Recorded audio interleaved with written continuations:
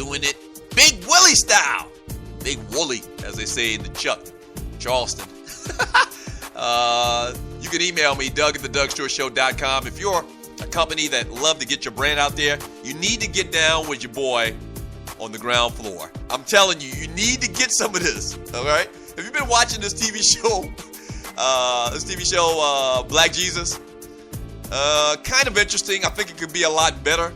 But he always says, Black Jesus, whoever the dude is playing Black Jesus, he always says, come get you some of this. Or come get you some of this. You just have to see it. I think it's on Cartoon Network. I have my DVR set to it. But he's always saying, like, come get some of this love.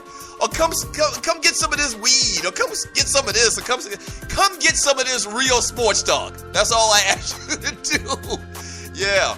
If you haven't seen Black Jesus, check it out. It's very interesting. Eddie Murphy's little brother, Charlie Murphy's in it.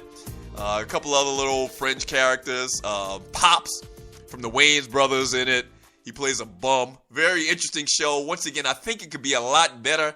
Aaron McGruder, who actually wrote the Boondocks, is the producer of it. So I love the concept, but it's not as good as I thought it was. I guess what I'm saying is it's kind of disappointing based on what I thought and the way my mind works, because I'm very creative in these type things as well, as far as skits and bits.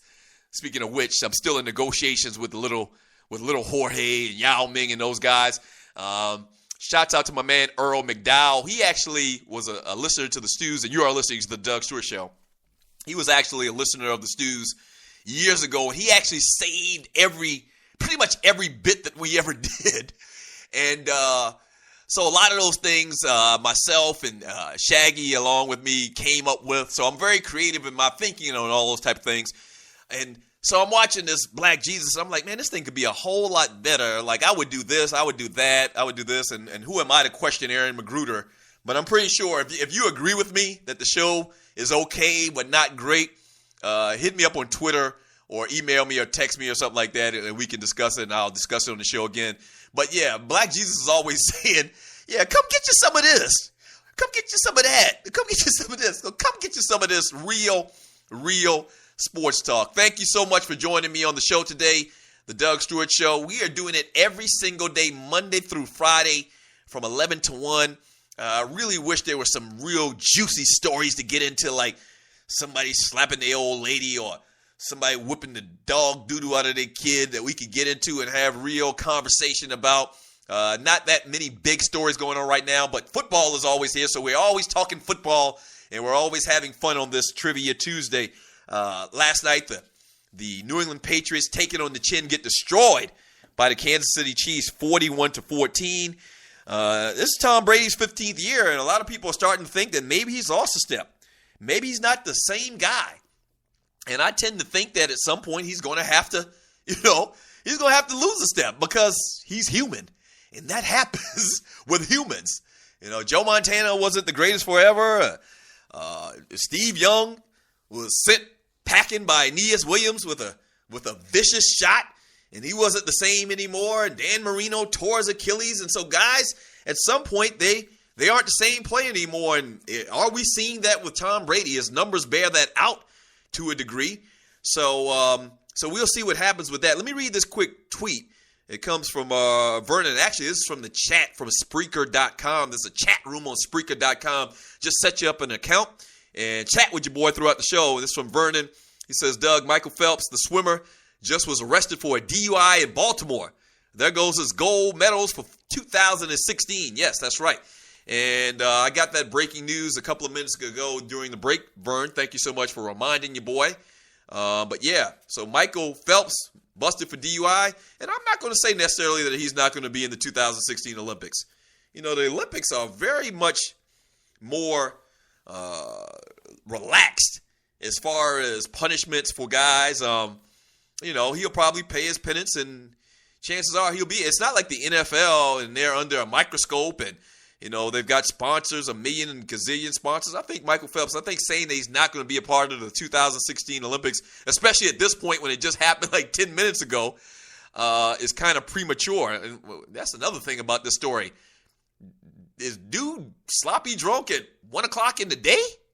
I got to get more details on that story. We'll talk about it, obviously, probably tomorrow with Michael Phelps. Also, the Raiders fired their head coach, Dennis Allen. Dude's record is 8-28 as the Oakland Raiders coach, which is just nasty. And he started this year off 0-4. Oakland has lost an NFL high 10 straight games. And the final straw for Allen seemingly was the embarrassing 38-14 loss to Miami, which is terrible. The team has been in flux ever since Al Davis died, and the reins of the team were passed over to his son, Mark Davis, who don't know what the hell he's doing probably, but his daddy owned the team, so he gets a team.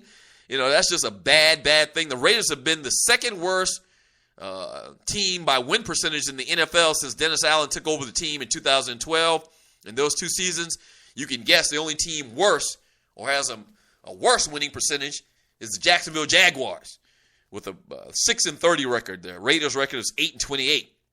So, General Manager Reggie McKenzie has a lot of work in front of him. Will he survive this? I think he will because he was handpicked by Mark Davis and the organization, former Raider, great. So I think they believe in him. So he's got to get it right this time. I'll say that about this situation. Allen was the Raiders' 7th coach since they traded John Gruden to Tampa after the 2001 season. I forgot all about that. They traded John Gruden to Tampa, and subsequently he went on to win a Super Bowl with Tony Dungy's players. That's neither here nor there. So very interesting stories going on in the world of sports. We're talking about Brady Hoke, or we talked about Brady Hoke, the head coach of the Michigan Wolverines. I mean, he's dead man walking. Not literally, but you know what I mean, figuratively. I mean, there's no way he's going to keep this job. He's a lame duck in the worst way. He's not very smart from what I can tell. He's one of those rah-rah guys. And I got a text earlier from someone, and they were saying that Jim Harbaugh, as a matter of fact, here it goes right here. Here's some chat in the chat room on Spreaker.com. Says, this is from Charles. He says, Harbaugh is a rah-rah guy too, Doug. The difference is it will work in college. It wears off after a while in the NFL, a la Jim Mora with the Atlanta Falcons. And that's a very good point. And I do consider, to a degree, Jim Harbaugh to be a rah-rah guy, but not to the extent of Brady Hoke. I mean, Brady Hoke doesn't even wear. I mean, like I picture Brady Hoke as just a head coach in name only. Like I don't see in my mind, I don't see Brady Hoke diagramming plays. I see Brady Hoke delegating all the authority for the offense to the offensive coordinator and for the defense to the defensive coordinator. He doesn't wear a headset. I talked about that a little bit earlier. So, yeah, Jim Harbaugh is a great coaching mind. Look at what he did in college with Stanford. Look at his record since he's been with the San Francisco 49ers. There's a huge difference. I disagree. There's a huge difference between Jim Harbaugh and Brady Hoke. Now, Jim Harbaugh is a guy that will rah-rah you a little bit, but there's a lot of substance. And I'm holding my finger up in the air. There's a lot of substance with Jim Harbaugh. And I don't think anybody can deny that with those Harbaugh brothers in particular in whole. So, yeah, I don't want to lump Jim Harbaugh in the same conversation with Brady Hoke. Brady Hoke is, they've been horrible this year, man. And he took the job, and really Michigan hadn't been on a great run over the last couple of years. They had Rich Rodriguez, which they tried to change the system to that spread offense, Jim, which crazily enough, Rich Rodriguez was ahead of the curve with that spread because everybody and their mama running it right now. But it never really fit the Michigan tradition. So that was a bad hire. And then you bring in Brady Hoke, a guy with no Michigan ties, and they suck right now. I mean, they absolutely suck. They suck.